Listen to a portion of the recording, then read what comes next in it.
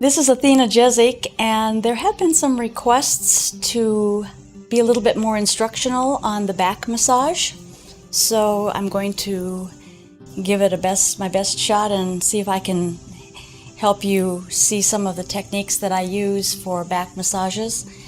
With this particular thing, there's not the seriousness of contraindications as there can be with the lymphatic work, so you just don't want to work over any bruises. You don't want to work over any, of course, broken bones or any kind of bad, terrible sores on the skin. But all that, is pretty reasonable. You can figure that one out pretty quickly and easy.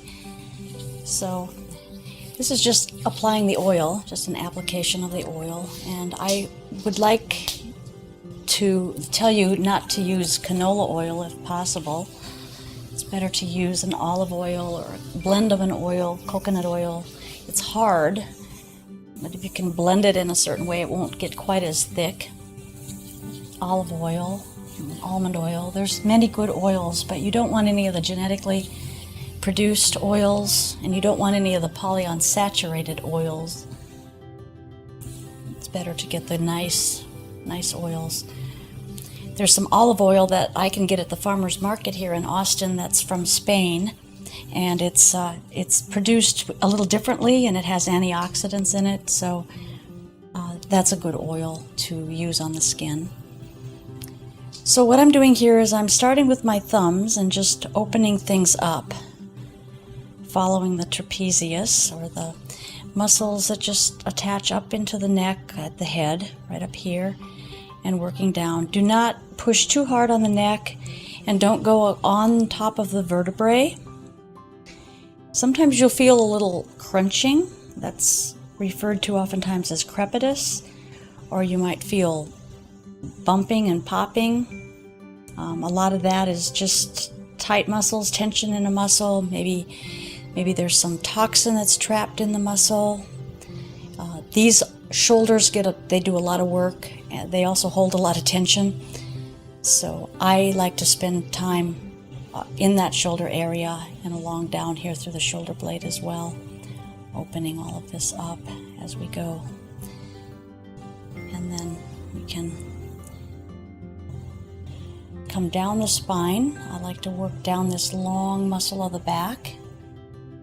It supports our vertebrae, along with help from the front muscles, the stomach, abdomen area. Starting up in here. When you do massage, it's nice to go from origin to insertion, or in other words, both points of muscle attachment, if it's possible, to palpate into it. It just feels like it's more complete to do that than to just kind of work the belly of the muscle and leave the ends hanging there like nobody cares about them. So do try to be thorough in your work, especially if you're doing it in cameras. And around the shoulder blade and on top of the shoulder blade. And basically I just feel for tight areas or areas that don't feel right, and then I focus in and work on it a little bit more.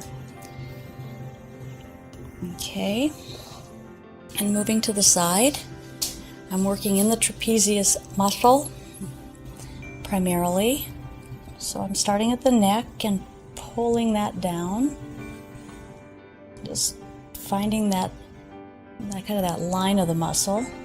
It's a very good idea to look at an anatomy book and just get an idea what you're looking at and where it is on the body. It'll give you an image so that when you do get your hands on somebody, you can be a little more aware of what's there and how the muscle fibers go, what their direction is.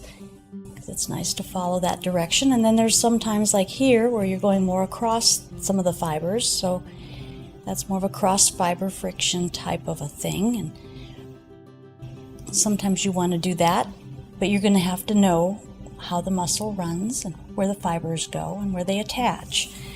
So having an anatomy book or something like that close by until you get an idea in your head is very helpful. Then I move over and go up that very same muscle that I just pulled down, I just go the other direction with it. And here, the pressure that I use, I know that there have been some deep tissue people that may have been watching the video that have made comments that this is just light work. Well, there's the fluffy work that people aren't doing anything, that they're just kind of tickling the top of the skin. And then there's intentional, subtle anatomy work or membrane where you're finding the fascial structures and all of that. And that is much more delicate work. It's light, but it's not just finger moving around the skin of the body. It's very intentional. There's focus, there's energy transfer going on, there's direction of energy going into the body. So there's a lot of things that are going on. So in some ways, soft tissue or deep tissue work is not always going to give you the results, just like sometimes the directional and intentional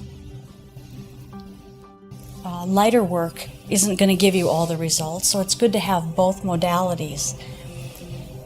So actually the lighter work is harder to do because it takes more concentration. It's much easier to just push hard and go with force than it is to pay attention to what's going on and how it's wound up, how it needs to unwind, and being able to just follow the body with that. The thing about the way we're programmed to see things or to practice things is that the therapist or whoever will figure out what's wrong and then try to move the body the way they think it should move. And in subtle work that's intentional, you just find what's going on with the body and you allow it to lead you and show you where it needs to go. And that is how you get much more rich results, and results that are more permanent. So there's a direct respect for the body doing it in another way. And I've gotten to the point where I never direct the body where it has to go. I let it direct me.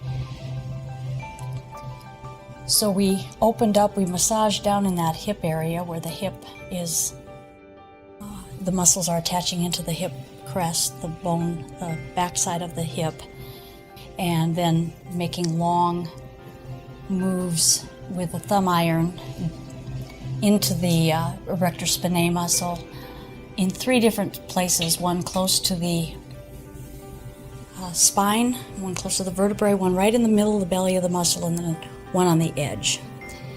And then doing a cross fiber work. I dig my finger, and I don't really dig it down, but I do get inside of where the spine and the muscle attaches, and I go into that with a little bit deeper work, but not a lot of pressure, and just stretch and pull that muscle over so that you can get a little deeper that way without force. And I've had people who have made the comment that it feels like I'm able to move muscles aside and actually get underneath them.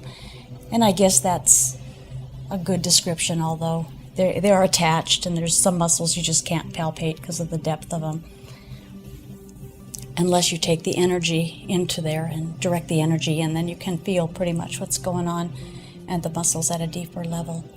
And then sliding the fingers up and just finishing it off that way. Okay, then we go to the other side and repeat it. Repeating this, so we're going to pull it down here, and I have to be in myself a little bit different position than I would be because I don't want to block the camera too much so you can see what's going on. And here we're stretching it down along the way that the trapezius fibers run. There's some rhomboids underneath there.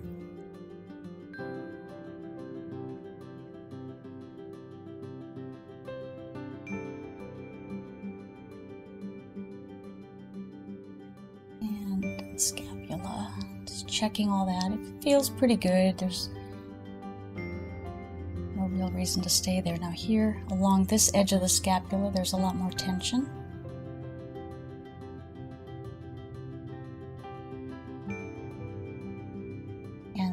Makes sense.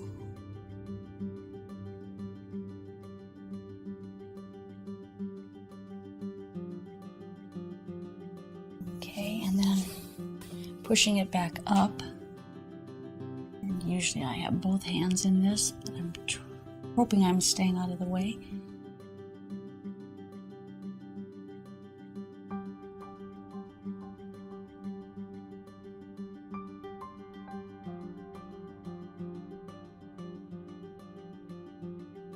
Okay.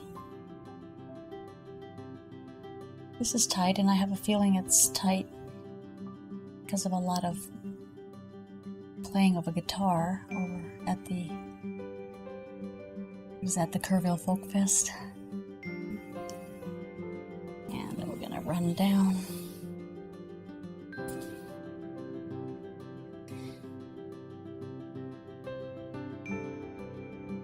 So after you get good at this and you know what you're feeling in the muscles, you can tell when people have had different activity or they've been doing something differently because you can feel it in the muscle. There's really very little that can be hidden from a good set of hands that can pick that stuff up.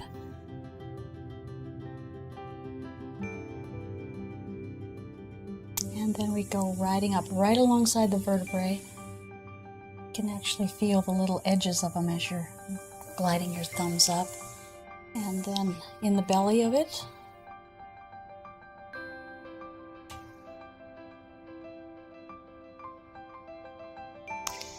and to the edge. You'll want to take a look at that muscle because it does spread out at different points and it has different texture coming up. And then we go back down and we do that pull where you get yourself so the fingers can go a little bit underneath, right at the attachment. There's a lot of strain that goes on at attachment points.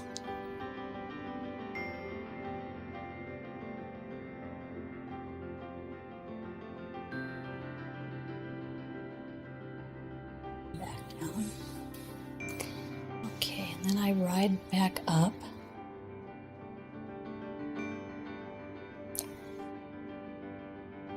And to continue with spine work is catching on both sides of the vertebrae and doing a vibration. It's just a back and forth with a little bit of kind of hopping up and down. And it's on, your fingers are one finger's on either side of the spine. And then bringing it back up. Now here, it's an interesting little technique because you're getting into that muscle, but you're also spreading it open. So you're getting down a little bit deeper into it, but there's not a lot of pressure because by now the muscles are soft enough that they're opening without a lot of force at all. They're just opening on their own. And you ride that up, stretching it open a little bit more. It takes a little bit of practice because your thumbs are going up and out at the same time.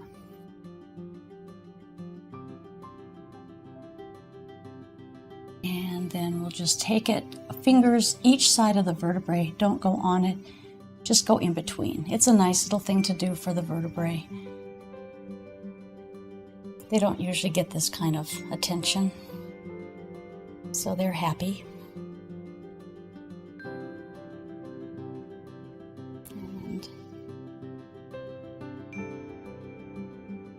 And then just a brushing to spread open the muscles.